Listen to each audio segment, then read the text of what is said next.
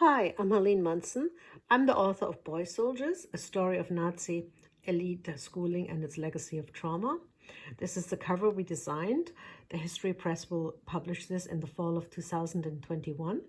But a friend of mine asked me how we did the table of contents, so I thought I'll give a little demonstration. I'm using Word 2016 for Mac, and I'm starting out here being in the Home tab. And from the Home tab, I am going into my document and I am highlighting what I want to have in the table of contents. So this is what I want to have in there, the introduction, Zavada Revisited.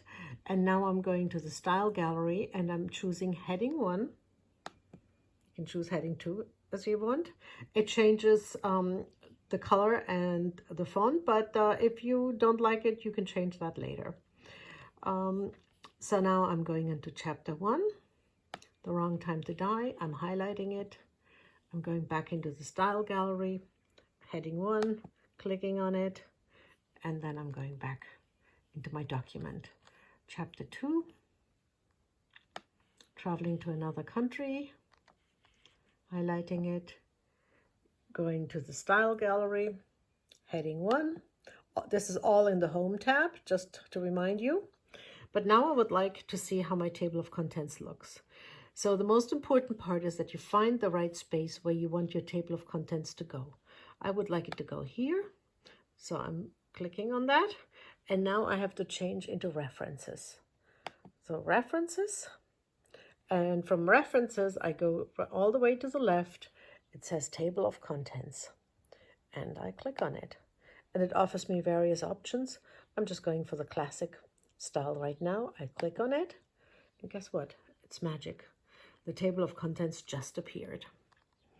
But I have more than 2 chapters. In fact, don't worry, this is only the summary. The book is a whole lot longer than this.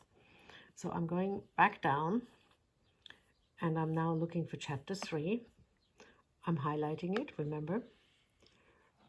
I have to get out of references. I have to go back to the Home tab. And now I see my Style Gallery again, and I'm going back to heading 1. There we go. You see it has changed it. And then we're going to chapter 4, Nota Napola, highlighting it. And you can see as I'm going to heading 1, you can see it changes while I'm clicking this. All right. But now I want to include those in my original table of contents. So I'm going back up to the document. You see it's only 2 chapters right now, but we have highlighted chapter 3 and 4 in the Home tab. But now I'm going back to the References tab here. And you can see here's our table of contents, but I don't need that anymore. We have already created it. So I'm going into Update Table. And so now it gives me the option of updating only the pages or the whole table. And since I added chapters, I want the whole table. If you only want to do the pages because you've added the paragraph or if you cut out a paragraph, then you do the top. You go up here. All right, so now we add this. And we click OK, and you will see the other chapters will appear. Magic, okay?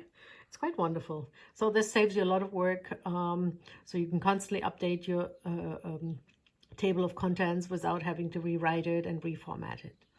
So thank you for watching this, and I wish you lots of success with your book.